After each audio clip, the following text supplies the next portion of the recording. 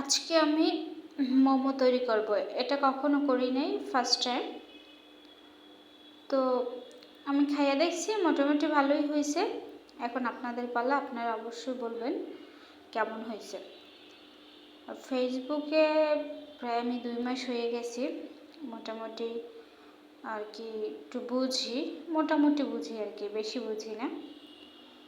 অনেক সময় অনেক ভুল হয়, কমেন্ট ব্লক করে দেয়, অনেক নোটিফিকেশন হয়, আবার অনেক বড় ছোট সবার কাছ থেকে মোটামুটি অনেক কিছু শিখতেও পারতেছি। অনেকে আবার অনেকগুলো সাপোর্টও করে। আমি চাই আপনারা সবসময় এভাবে আমার সাপোর্ট করবেন। আমি ইনশাআল্লাহ যতটুকু সম্ভব তার থেকে বেশি করার চেষ্টা করব। কারণ এখানে তো আর একা কখনোই চলা যাবে না। এখানে সবাইকে মিলে মিশে একসাথে চলতে হবে, একজন আরেকজনের পাশে থাকতে হবে।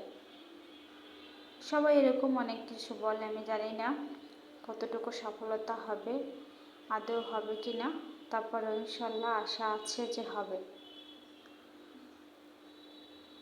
যাই হোক, কথা বলতে বলতে আমি মাংসের কিমাটা বানাই নিয়েছি।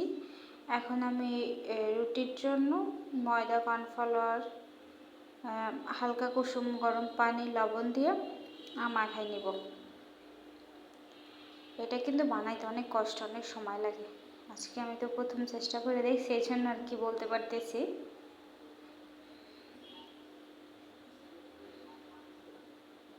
তো যাই হোক, আমার রুটি বানানো শেষ।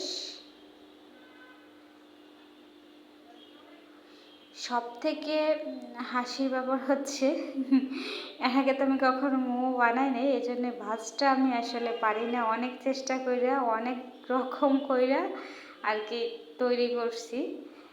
দেখতে মোটামুটি আর কি হয়েছে। ইনশাল্লাহ পরের বার ঠিক হয়ে যাবে। তো প্যানে একটু তেল ব্রাশ করে মোমোগুলো দিয়ে দিব।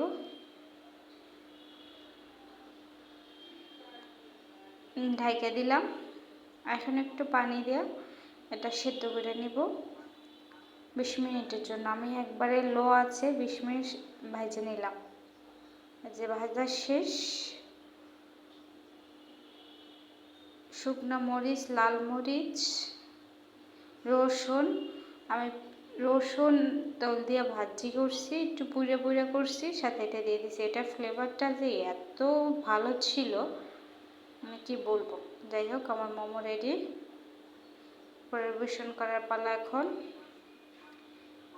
কারো যদি ভালো লাগে, কেউ যদি খেতে চান, অবশ্যই আমার বাড়ি চলে আসেন, আপনাদের জন্য রাইখে দিছি।